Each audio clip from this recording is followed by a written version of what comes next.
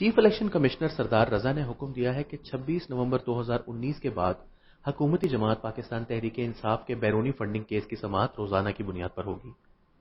یہ case election commission میں نومبر 2014 میں تحریک انصاف کے ناراض رہنما اکبر ایس بابر کی مدعیت میں داخل کیا گیا تھا۔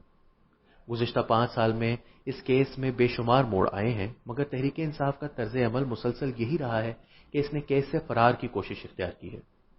یہ کیس 14 نومبر 2014 کو داخل ہوا۔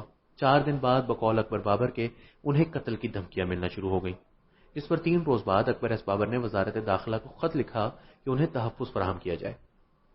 اس کے 6 ماہ بعد 1 اپریل 2015 کو الیکشن کمیشن نے آبزرویشن دی کہ تحریک انصاف کی طرف سے جمع کرائے گئے قوائف میں جماعت کو ملنے والے فنڈز کا ذکر نہیں۔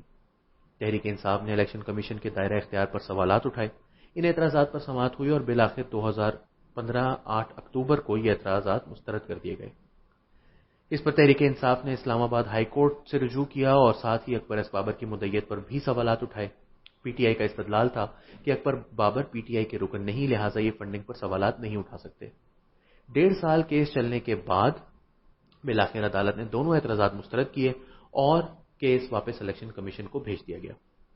نومبر 2014 سے اب تک پی ٹی آئی اکبر ایس بابر کی رکنیت اور الیکشن کمیشن کے دائرہ اختیار سے متعلق 5 متفرق درخواستیں دائر کر چکی ہے۔ اس کے علاوہ یہ استدعا بھی کر چکی ہے کہ کیس کی پروسیڈنگز کو صیغہ راز میں رکھا جائے۔ ایک اور درخواست میں عمران خان نے یہ موقف بھی اختیار کیا کہ وہ اپنی جماعت کے گوشواروں کی پڑتال کروانے کے پابند ہی نہیں۔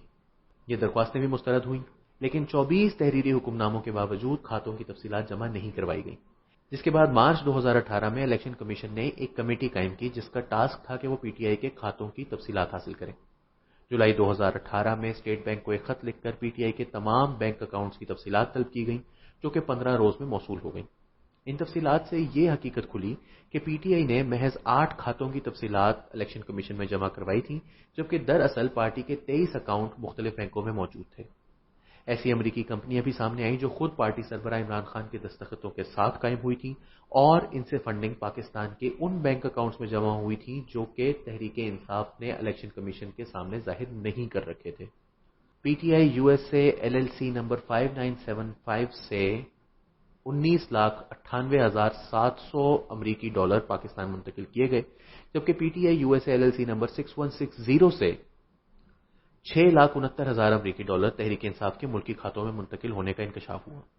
ایک اور آف شور کمپنی انصاف آسٹریلیا انکارپوریٹڈ کے نام سے آسٹریلیا میں قائم کی گئی، جس کا بینک اکاؤنٹ نمبر 0010202397479527102102 ہے۔ اس اکاؤنٹ سے پاکستان میں کتنی رقم منتقل ہوئی اس پر تحقیقات جاری ہیں۔ ابتدائی تحقیقات میں اس آف شور کمپنی کی جانب سے 32,500 آسٹریلین ڈالر تحریک انصاف پاکستان کے ظاہر نہ کیے گئے بینک گوشواروں میں بھیجے گئے۔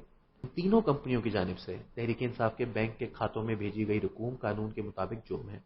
اسی طرح برطانیہ سے انیل مسرت اور صاحبزادہ جہانگیر تحریک انصاف کو فنڈ مہیا کرتے رہے۔ برطانیہ سے 2 بینک اکاؤنٹ نمبروں 00191424 اور اکاؤنٹ نمبر 266757668 سے لاکھوں پاؤنڈز تحریک انصاف پاکستان کے خفیہ بینک اکاؤنٹس میں بھیجے جاتے رہے۔ ڈنمارک سے بھی رقم منتقلی کے شواہد الیکشن کمیشن میں جمع ہیں، جبکہ متحدہ عرب امارات سے اربوں روپے کی فنڈنگ ذوالفقار علی خان، جنہیں اب یوٹیلیٹی اسٹور کارپوریشن کا چیئرمین منتخب کیا گیا ہے، اور ابراج گروپ کے مالک عارف نقوی کے ذریعے حاصل کی گئی، جبکہ اس کے علاوہ الیکشن کمیشن کے پاس سالانہ 52 ملین روپے ہنڈی کے ذریعے منگوانے کے شواہد بھی اکبر ایس بابر جمع کروا چکے ہیں۔ در حقیقت فورن فنڈنگ کیس ملکی تاریخ میں بیرون ملک سے غیر قانونی طریقوں اور آف شور کمپنیوں سے پارٹی فنڈز کے نام پر اربوں روپے کے غبن کا بہت بڑا مقدمہ ہے، جس کا فیصلہ تحریک انصاف کے خلاف آنے کی صورت میں عمران خان اور ان کی جماعت تحریک انصاف دونوں پر تاحیات پابندی تک عائد کی جا سکتی ہے۔